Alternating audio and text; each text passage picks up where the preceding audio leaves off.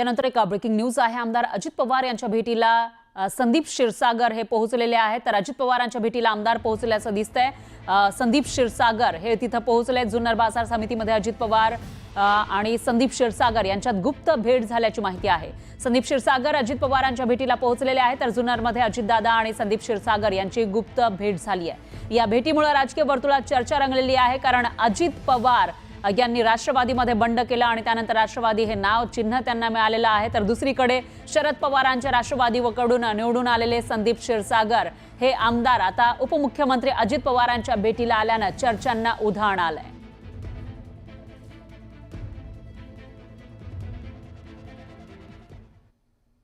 आणखी एक breaking news आहे। फरार कृष्णा आंधळेला तात्काळ अटक करून त्याला फाशी देण्यात यावी अशी मागणी पुन्हा एकदा सरपंच संतोष देशमुख यांच्या भावानं केली आहे। तर उद्या मसाजोगचे ग्रामस्थ एक महत्त्वाची बैठक घेणार असल्याची माहितीही धनंजय देशमुख यांनी दिली। कृष्णा आंधळेची संपत्ती जप्त करणं एक प्रक्रियेचा भाग आहे। तसंच ज्यावेळी या प्रकरणातील सर्व आरोपी फासावर लटकतील त्यावेळेस आमचं समाधान होईल असं सुद्धा धनंजय देशमुख म्हणाले।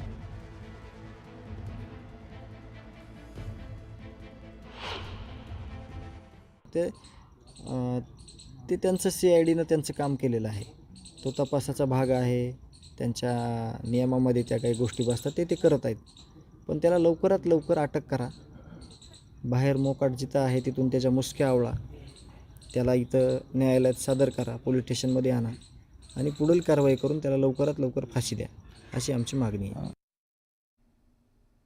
तर संतोष देशमुख हत्या प्रकरणातील फरार आरोपी कृष्णा आंधळेची संपत्ती जप्त करण्याचे आदेश न्यायालयाने दिले आहे। संतोष देशमुख यांचा 9 डिसेंबर 2024 रोजी खून झाला होता, म्हणजे 2 महिन्यांपेक्षाही जास्त कालावधी उलटून गेलेला आहे आणि तेव्हापासून कृष्णा आंधळे हा फरार आहे। त्याची संपत्ती आता जप्त करण्याची परवानगी द्यावी असा अर्ज CIDच्या अधिकाऱ्यांनी न्यायालयाकडे केला होता आणि तो मान्य करण्यात आला आहे। संपत्ती जप्त करण्याचे आदेश न्यायालयाने दिले। याबाबतची माहितीही सादर केलेली होती। यामध्ये कृष्णा आंधळेकडे 5 विविध प्रकारची वाहनं आहेत। धारूर केज इथल्या बँकेमध्ये 3 खाती देखील आहेत अशी माहिती देण्यात आली। तर ही संपत्ती जप्त करण्याचे आदेश न्यायालयाने दिले, त्यानुसार कारवाई सुरू करण्यात आली आहे।